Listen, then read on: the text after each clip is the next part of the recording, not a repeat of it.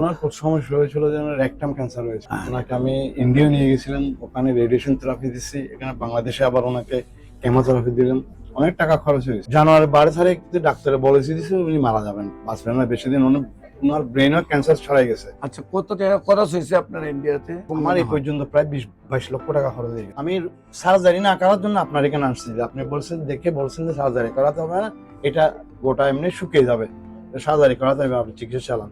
ইনশাআল্লাহ আমি 4 মাস চিকিৎসা করার পরে 5 মাসের রিপোর্টের দেখছেন গোটা অনেক শুকিয়ে গেছে। আমার কাছে আছে ডকুমেন্ট, ফটো এর মধ্যে ক্যামেরার মধ্যে আছে। এখন আপনার পুত্রবধূর অবস্থা কি? সব ঠিক আছে, এখন একদম নরমাল। আগে যেরকম ছিল উনি আজ থেকে 2-3 বছর যেরকম ছিল সেরকম একদম নরমাল। বিসমিল্লাহির রহমানির রহিম। সম্মানিত দেশবাসী, আমি cancer specialist doctor SM. Sarwar. বিশেষ করে আপনারা জানেন যে সারা ওয়ার্ল্ডের ডাক্তারদের বক্তব্য ক্যান্সার হলে আনসার নেই। ক্যান্সার হলে আমরা সাময়িকভাবে চিকিৎসা দিয়ে থাকি, এক সময় ক্যান্সারের মৃত্যু হয়, এটাই মেনে নিতে হয়। আমি বলবো যে ক্যান্সার হলে আনসার নেই সেই কথার কোনো ভিত্তি নেই। ক্যান্সার সম্পূর্ণরূপে সুস্থ হয়। আজকেও আমরা একজন ক্যান্সার রোগীর সাথে আপনার পরিচয় করে দিচ্ছি। ওনার পুত্রবধূ সুস্থ হয়েছে এবং আজকে আরেকজন বাবুকে নিয়ে আসছেন চিকিৎসার উদ্দেশ্যে। আপনার নাম? রফিক আহমদ। রফিক আহমদ। আপনার পিতার নাম?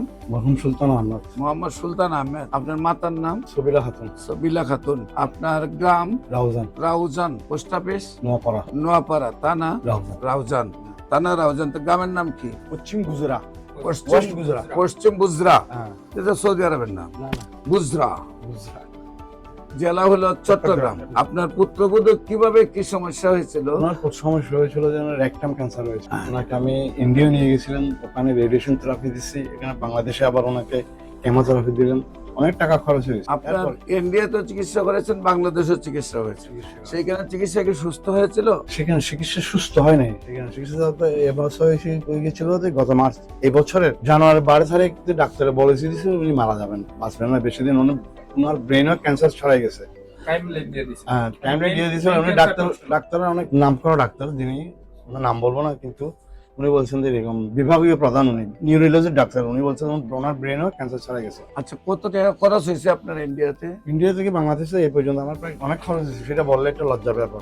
না, কত গেছে মানুষ জানা দরকার, ওই জন্যই যে মানুষ অর্থনৈতিকভাবে যাতে আমার এই পর্যন্ত প্রায় 20-22 লক্ষ টাকা খরচ হয়ে গেছে। প্রায় 22 লক্ষ টাকা খরচ। আপনার এখানে সংক্ষিপ্ত ভাবে বেশি টাকা খরচ হয় না, কিন্তু ইন্ডিয়া যাওয়া আসা, এখানে চিকিৎসা করা, 8টা কেমো এখানে দিছি, 25টা থেরাপি ইন্ডিয়াতে দিছি, রেডিয়েশন থেরাপি। টোটাল 22 লক্ষ টাকা খরচ করে যখন রেজাল্ট পান নাই, ডাক্তার যখন বলছে মারা যাবে, তখন আসছেন আপনি আমার কাছে। আপনার আমার ঠিকানা কিভাবে পাইছে? আপনার ইউটিউবে দেখে।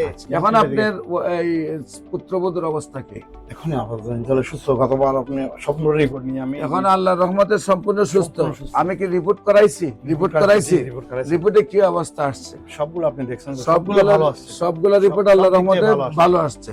একটা পয়েন্টের কথা বলি, আমার ডাক্তার আমাকে বলছিল যে ওনাকে সার্জারি করে ওনার গোটাটা বাইর করে ফেলতে হবে। সেটা কি ব্রেইনে? না না, রেকটামে গোটা বাইর করতে হবে। আমি সার্জারি না করার জন্য আপনার এখানে আসছি। আপনি বলছেন যে সার্জারি করাতে হবে না, এটা গোটা এমনি শুকিয়ে যাবে, সার্জারি করাতে হবে, আপনি চিকিৎসা চালান।